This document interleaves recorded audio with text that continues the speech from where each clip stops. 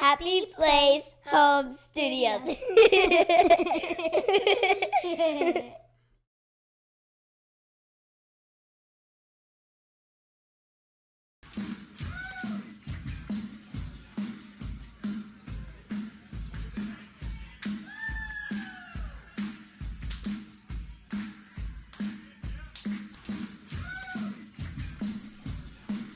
Back around the turn of the 21st century, I was part of a band. It started out really small, just a couple of us getting together. We had a keyboard and a microphone. But it grew from there, and there were eventually 4 of us in the band.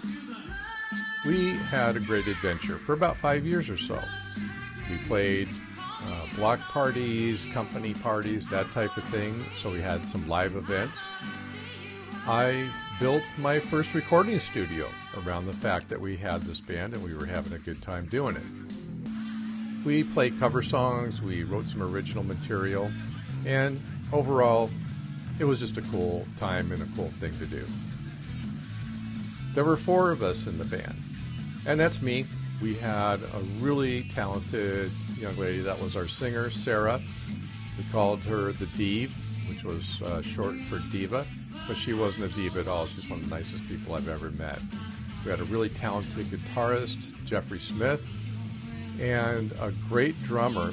And both the drummer and the guitarist, our drummer, by the way, was Mr. Doug Woodward, terrific musician. He played a lot of instruments, but he was happy playing the drums with our group. And Doug and Sarah and Jeff had all been part of bands before, so that was kind of cool. This was my first real experience with the band. I had jammed with people and that kind of thing, but it was our first real experience with as a band. Eventually, as often happens, our band ran out of steam, and we kind of just stopped getting together, and we've gone our separate ways in the world, but many are still involved in very actively in music.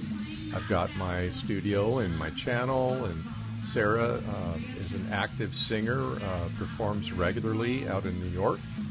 Doug has always performed and performs still in a variety of different venues, as does Jeff, who has been involved in several different bands and has continued to write music. We talk every once in a while, but as things happen, you move on in life. And I always look back on the experience that we have as the followers of the shoe with great fondness.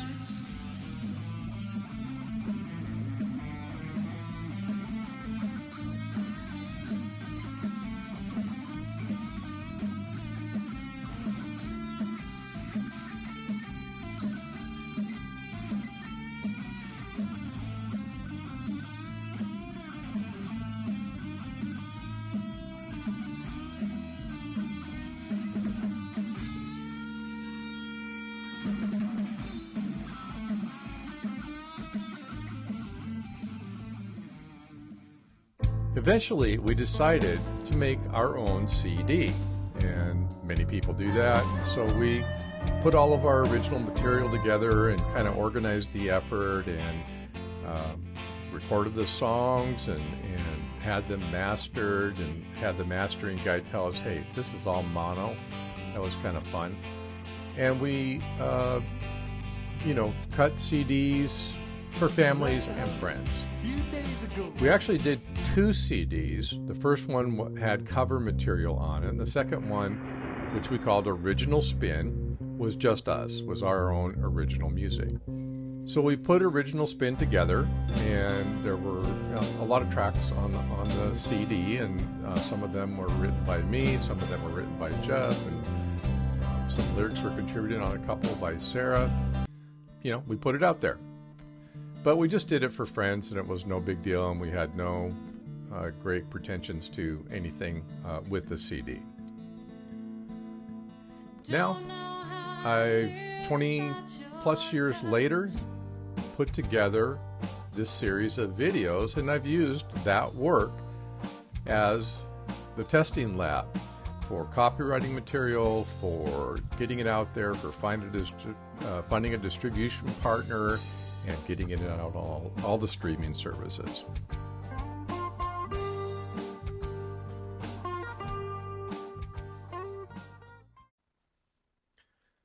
Hello and welcome back to Happy Place Home Studio. This is part 5 and the final part of our series on publishing your original music. And in this part, we're going to review what happened on Distrokid and the streaming services after I published my songs through Distrokid. At the end of last chapter, I told you I was heading out of town for a few months, and so we're quite a ways down the road now. It's about 8 months since I posted and published through Distrokid. And I'm going to review with you not only the appearance of our music on the streaming services, but also some of the things that you can do through Distrokid.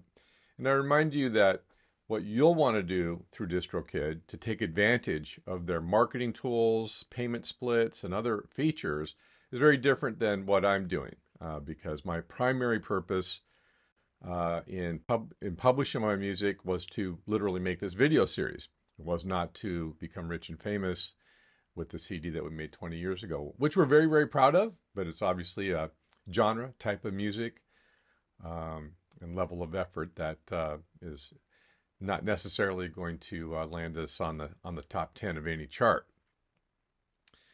So let's take a look at the interface of Distrokid and what it has to share with you once your music is published, and then some of the streaming services and some of the other things that you have access to.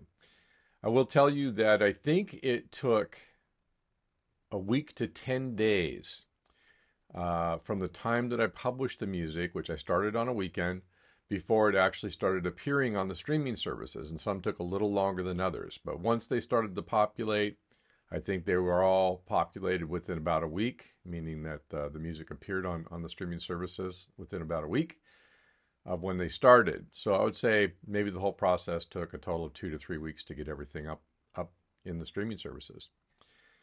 And even though, as I said, we have no delusions of grandeur, it was pretty cool to see our music out there and to be able to let our friends know that it was out there.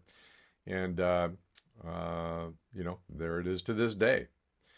Since I use the legacy option in Distrokid, that means that they'll stay out there, at least as long as the streaming services want them out there as well. I think there's no guarantee of that, of course. So let's start by taking a look at the Distrokid interface and what it shows you once you've got your music out there. Okay, we'll start here on the Distrokid site. I have logged in with my credentials, of course. And one of the first things I noticed was this very nice little display of all the little logos of the streaming services that my music has been published to. There's about 20 of them here. If I drill in a little bit, you can see it pops up and tells you about each one. And most of the services that I know about, from Amazon to Apple Music to Pandora to you name it, Spotify, are all on this list. Many I don't recognize. I created accounts on quite a few of them, even though I dreaded doing that a little bit because you get all kinds of spam mail and that kind of thing, just to check it out. And of course, I didn't create paid accounts on very many of them. So let's just take a look at a couple of them here. The splits allow you to set up payments basically to all the people that will receive money when there's a sale on your music, and that can include management. It can include all the artists, producers, etc. So that's kind of cool that you can automatically manage that. The bank, of course, is very interesting, and I was surprised and really gladdened to learn that our music has actually earned 59 cents somewhere along the line. And that's in only 8 months. So, our band's goal of making enough money to have lunch together on the music is only a few years away.